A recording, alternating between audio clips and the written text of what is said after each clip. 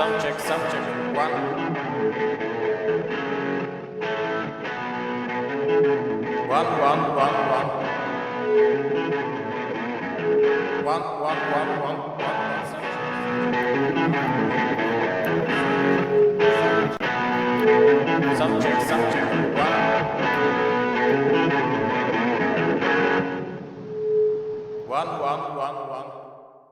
Welcome, classic rock fans, to another episode of Classic Gig Review.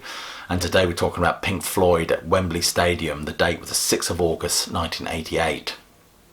I remember being absolutely thrilled when I first heard that Pink Floyd were recording a new album, the new album that would become A Momentary Lapse of Reason.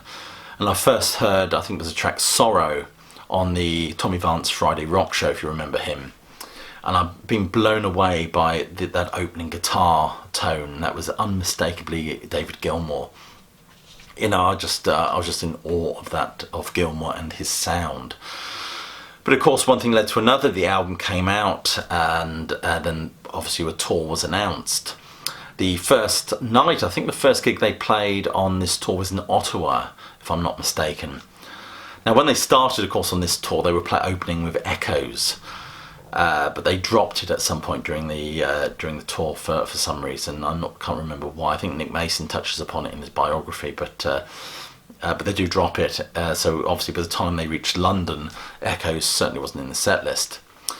Now, this was, of course, took place at the old Wembley Arena, which has subsequently been demolished. Now it's no longer there, and it was a bit of a stone sort of monstrosity, to be honest with you, and it was very hit and miss as to where you were in that stadium as to what the gig sounded like. I mean, I've heard reports of people who have been in certain areas where it just sounded dreadful. But Pink Floyd, however, sounded remarkably good. I mean, I think it was the first time digital sound was used in a sort of live tour concert setting. Again, I'm not sure on that. You can correct me if I'm wrong. But I remember getting there and just being absolutely awestruck at the prospect of seeing Pink Floyd, a band that I'd been imbibing since I was about 10 years old, and The Wall was brought into a house one Christmas. So there we were, and you got the atmosphere was incredible. The atmosphere was, and I remember there was no music playing over the PAs or anything. It was just sounded like birds and things like that. It was incredibly atmospheric. Never heard anything like that before. And it got gradually louder when it came to the point where the band would emerge. And they did emerge. There wasn't any sort of bombast. It wasn't like the Stones or anything like that. They just kind of ambled on stage and started playing. And of course, you got those first opening notes to Shine On You Crazy Diamond. Rick's keyboard parts begin to swell, and the cheering from the crowd was just incredible. Of course, this was the first time we'd heard Shine On You Crazy Diamond played live since probably about 77. Did they play it on the Animals tour? They might well have done. But for a while, anyway, a good 10 years at least.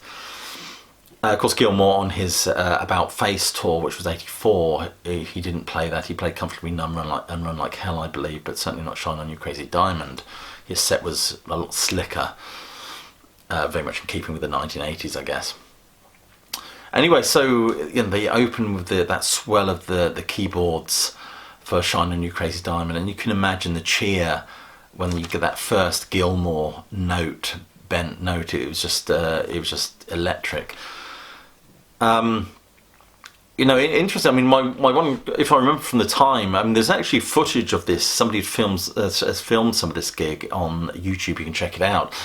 But my first impression is that I was just struck by how many musicians there were on the stage, and it got me feeling that, am I listening to what point was I listening to Nick Mason or Richard Wright? Because there were two drummers, two keyboard players, obviously a sax player, two guitarists. There was a lot of personnel up there, three backing vocalists, of course.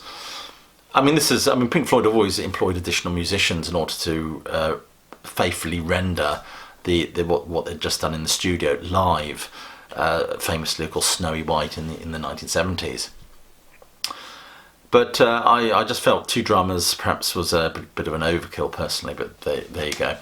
Anyway, so it was a remarkable gig. I mean, they did Shine On You Crazy Diamond, of course, and they did virtually the whole of Momentary Lapse of Reason, virtually, I don't think, minus Terminal Frost or something like that. A couple of bits they might have missed out. Before David Gilmour announces We're taking a short break, and we will be back in about 20 minutes to play some of the older stuff you will no doubt know. He said something like that, and off he goes.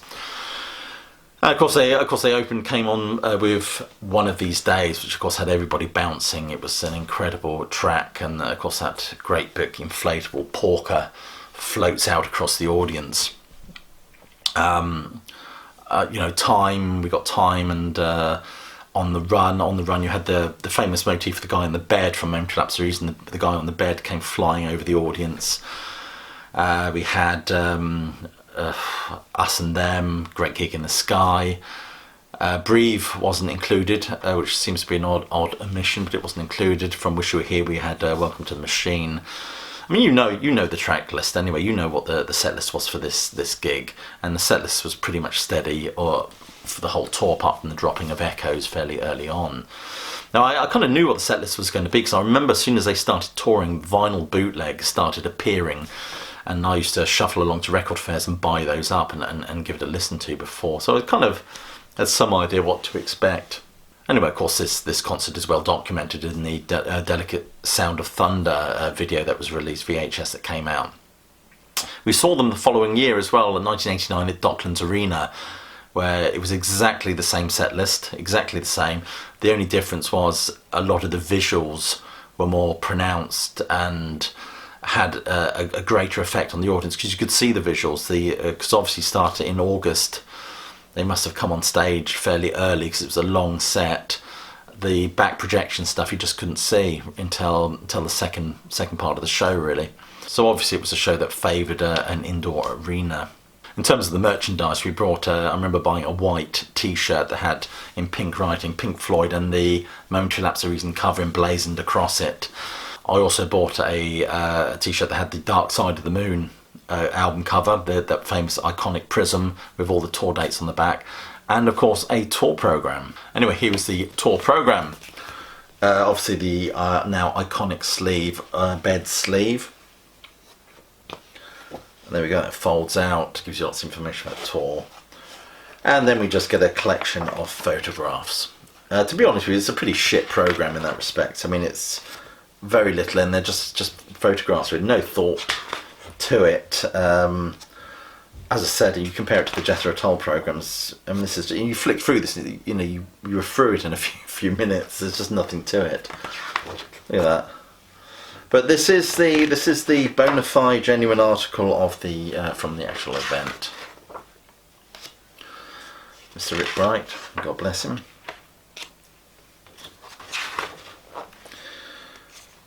Some of the other tour personnel, very little in terms of text or anything. There we go. I must admit though, the tickets were very nice. They had the they were imprinted with the album cover, of course, and I've still got this one here. There we go. That's the ticket from the actual event, which I still have. This is the real McCoy, of course. It's not a reproduction. It just leaves me to say thank you for watching. Do click like and subscribe. Check out the Facebook page and click that bell so you get notified of any future uploads. Also, for other ways of supporting my channel and for extra content, do check out my Patreon. Anyway, keep tuned in, stay safe, but most importantly, please do keep listening.